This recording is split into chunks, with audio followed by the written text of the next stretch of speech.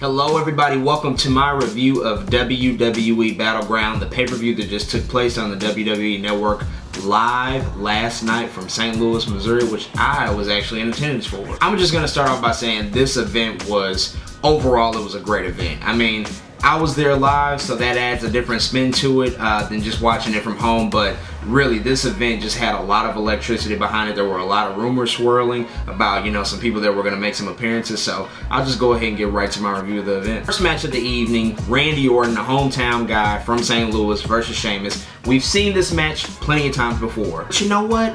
That didn't even matter because, like I said, Randy Orton was back in his hometown and he had the crowd completely behind him. So Orton and Sheamus got a decent amount of time. They got about 16-17 minutes to really scrap it out. Like I said, we've seen this match before. It isn't the greatest and most intriguing rivalry, but they put on a pretty decent match. This was a little slow for my liking for an opening match, but I can see why they, you know, chose to start this match off for the night, just to get the crowd going since Randy Orton is the hometown guy. In the end, Orton hit, you know, Sheamus with the RKO out of nowhere. That's the new slogan. He hit him with the RKO for the 1-2-3. That was it. Didn't really hurt Sheamus for real. He's still Mr. Money in the Bank. He still has that contract. Orton gets the win in his hometown. Leaves everybody happy. The next match is for the Tag Team Championships. The Tag Team Champions, the Primetime Players versus the New Day. So the New Day comes out and cuts a promo talking about how they haven't been the champs in 5 weeks, but then they start their New Day Rocks chants, and you know, more people are starting to say rocks than sucks now, so I think they're starting to win the crowd over. Then come the Primetime Players, which have become crowd favorites as of late. I'm personally in favor of them being back together. Titus is doing a lot better than he has in the past, and Darren, you know, really compliments him. He's the smaller athletic of the two. Titus is the big muscle guy, you know, and then the New Day is an intriguing team in itself. I'll say overall, this wasn't really a memorable match. It was under 10 minutes long, but you know, it did a pretty good job of, you know, furthering the rivalry between the two. New Day, you know, losing the match kind of, you know, hurts them a little bit in my mind. They've taken 2 clean losses to these guys, so the Primetime Players are still the tag team champs. Now, to get into the next match, this next feud is a little bit new. We got Bray Wyatt versus Roman Reigns. Me personally, I'm not a big Roman Reigns fan. I think he's impressive, you know, physically he has a great look.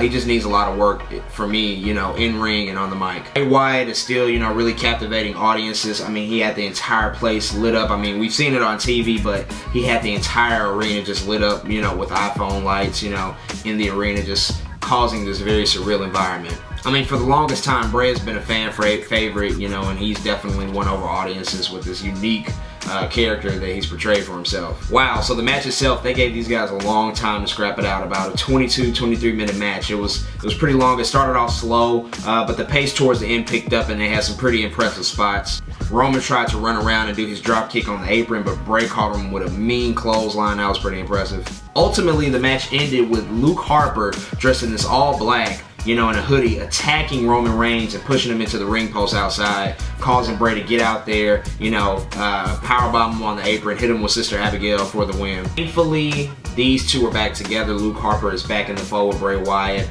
I personally do not think they should have broken up the Wyatt family to begin with, so this is satisfying to see. He's back in the mix, and this feud looks like it's going to continue on through SummerSlam with maybe a possible addition. Now we get the Divas, who have gotten a lot of shine lately, and last Monday's Raw was epic with the addition of some NXT Divas coming to the main roster. We get a triple threat match tonight with Brie Bella, Charlotte, and Sasha Banks. So this is Charlotte and Sasha's first, you know, televised WWE match on the main roster, and they fought Brie Bella, you know, who was, you know, with her sister Nikki, villainous heels in the Divas division. They gave the Divas a good amount of time on the show. They gave them about 12 minutes to wrestle, and it was a decent match. I thought they had the crowd behind them.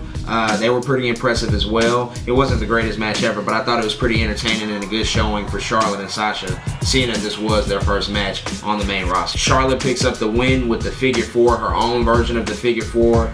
Got a big ovation from the crowd. They love that. Of course, the Ric Flair nod, so that sends the fans home happy as well. Next up, we got the match of the night. We have John Cena taking on Kevin Owens in their rubber match, the 3rd time they're fighting in the 3rd straight pay-per-view for the United States Championship. A bit surprising to me, Kevin Owens had the crowd behind him. Like, he is a heel to the bone, but he had the St. Louis crowd behind him. John Cena, as usual, got a thunderous ovation, and off right from the beginning, this match was hot. the crowd was completely behind it the entire time. It's just so impressive that for the third straight time in 3 straight pay-per-views, these two have put on an incredible match that had, you know, a lot of back and forth action, some incredible spots. It put both superstars over. Kevin Owens is really rising fast and hot. He is going to be a big attraction. Owens hit Cena with this you know, inverted brain buster from the second rope. You had Cena hit an an attitude adjustment from the top rope. And when Kevin Owens kicked out, his reaction was just absolutely priceless, and the crowd was just completely behind it. Like I said, a lot of back and forth. Cena ends up picking up the win with the STF. Kevin Owens taps out. I wish Owens would have won this championship, man. It would have been really, really impressive to see that, but they decided to stick with Cena and have him roll with the title on through SummerSlam. Like I said, Kevin Owens is something to mess with. This dude is coming. Watch out for him. He is going to be big. So there was supposed to be an Intercontinental title match, but Ryback got a staph infection. That didn't happen. Miz came out wearing some incredibly ridiculous stuff, got knocked out by the Big Show, and that was that. Final match of the evening, the main event, Brock Lesnar, the Beast, versus Seth Rollins, the WWE World Heavyweight Champion. This rivalry has really been going on for a while. I would go ahead and say until Night of Champions last year, when Rollins, the then Money of the Bank, you know, interfered on a match between Brock and Cena, you know, with his contract, and nearly cashed it in, and then it rolled right through Royal Rumble to WrestleMania to Rollins becoming the champion. Brock Lesnar is the most over babyface in the company right now, and last night's crowd proved it. Completely behind him, cheered, you know, just had probably next to Orton one of the loudest ovations of the night. Now this match was about that long. Like, Brock hit Rollins with 13, I'm gonna say 13 suplexes. There was even one point where Rollins tried to run over the barricade and Brock completely cleared it and jumped over it and attacked him and tossed him back into the ring. Like, just to see him live, like, that man is just a physical specimen. Like, nobody is like him. His athleticism, his size, his agility, like, he's scary just to see. He had 13 suplexes. He hits Rollins with the F5, goes for the 3 count almost until, just as rumors said earlier this week, the Undertaker makes his return to a WWE ring for the first time since Mania 31. And the Sky Trade Center just goes absolutely bananas to see Taker, like bananas. It was thunderous. He, hands down, probably got the loudest ovation of the night. Brock goes for the F5, Undertaker counters it, hits the choke slam, hits Brock with not 1 but 2 tombstones on the mat.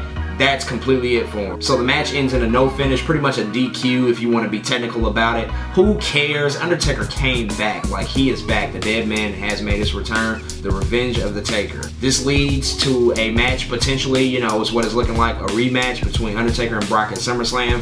Undertaker is looking for his revenge for Brock ending his WrestleMania streak over a year and a half ago. Brock hasn't been pinned in a match or made to submit in over 2 years, so this makes it an instant draw. Overall, Battleground was, you know, for me, it was an amazing show. From top to bottom, there was some solid competition amongst the singles matches. You had an impressive Divas match that was a triple threat match. And then you also had, you know, an entertaining main event that ended with a really big conclusion. No real huge surprises here. Like I said, the Undertaker appearance was rumored on the net about a week ago, so it wasn't a huge surprise, but it was just still incredible to see and be there live to witness that. As many of us are speculating, Undertaker is pretty much on the twilight of his career. This is probably the last year he'll be active, with a potential retirement match at WrestleMania 32. So all in all, I have to give WWE Battleground a 7.5 out of 10. If I'm just going from a completely live perspective, I will go 8.5 because the atmosphere was just electric. But off of match quality, you know, outcomes and things of that nature, I'll give it a 7.5 for the technicality behind it. Great event overall. As usual, go follow me on social media, Twitter and Instagram at JRWTheCreator. Go check out my website, JordanRWilliams.com, for all other entertainment news, blogging, pop culture, whatever it is that you want to find. And I will see y'all next time.